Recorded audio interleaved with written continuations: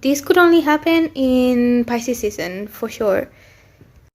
I was reading this book this morning.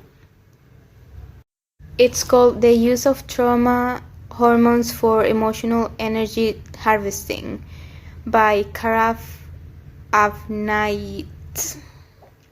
I don't know. I will put the title in the description.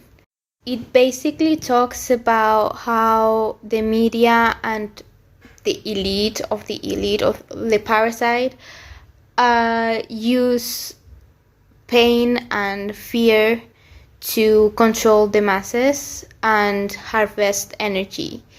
It's very sinister, but they talk about pain eaters and they associate it with vampires. And this week I've also started this Chinese TV drama about vampires. These vampires are energy vampires. So when they touch humans, they get energy from them. They have to be careful not to have too much energy, otherwise the human faints.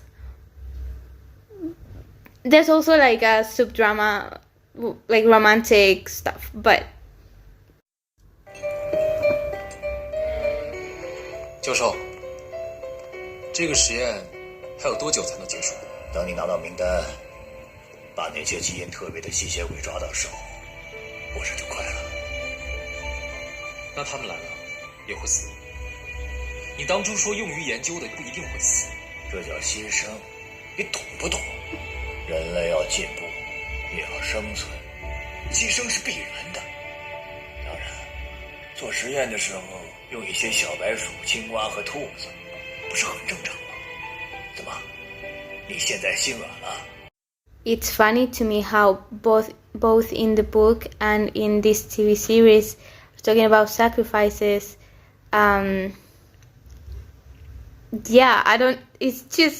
It weirds me out a little bit, but it also makes me aware of what's happening.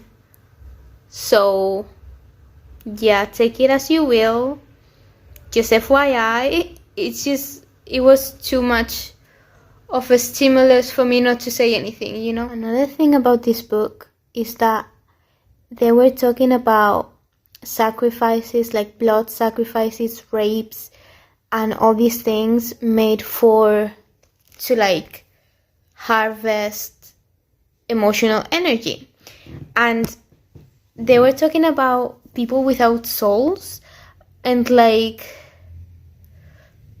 I just don't understand how you can do that to another human being and have a soul, but then are you human?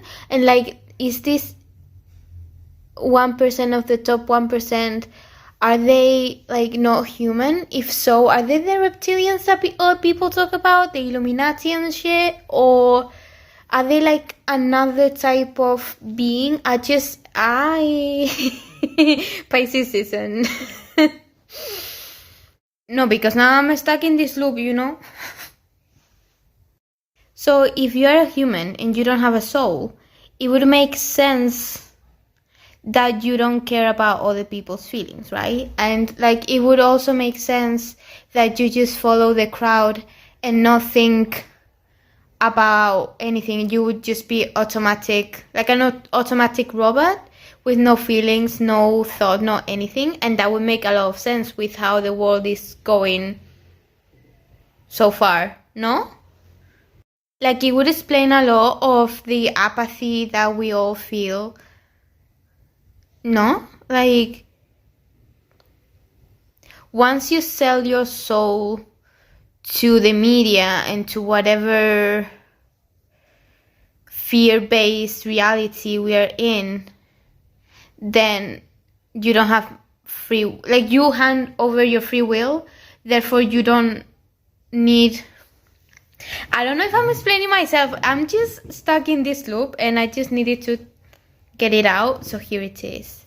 Probably gonna be stuck in this for a while, but it just makes me wonder how many of us are there left that we actually use our brain and think critically, you know? Because I don't see many in my current life. I see many on my Instagram because I consciously follow people that think like me. But in my real life, there's very few. Obviously, I wouldn't have it any other way. I like my free will and my critical thinking and my soul very much. But I'm just wondering, like, it's not that I feel alone, but there's very few people in my life that are aware of these things. And it just makes me wonder. That's it. That's it for today. I'm just gonna start talking to my friends about the vampire thing and like soulless human beings. I have like a little theory. There was a comment that was saying that maybe they are not actually human. And yes, I've read Dolores Cannon, and also in psychology there's part in our brain that is called the reptile or reptilian brain, which is in charge of like survival mode. And so, yeah, it's obviously possible that they're not actually human.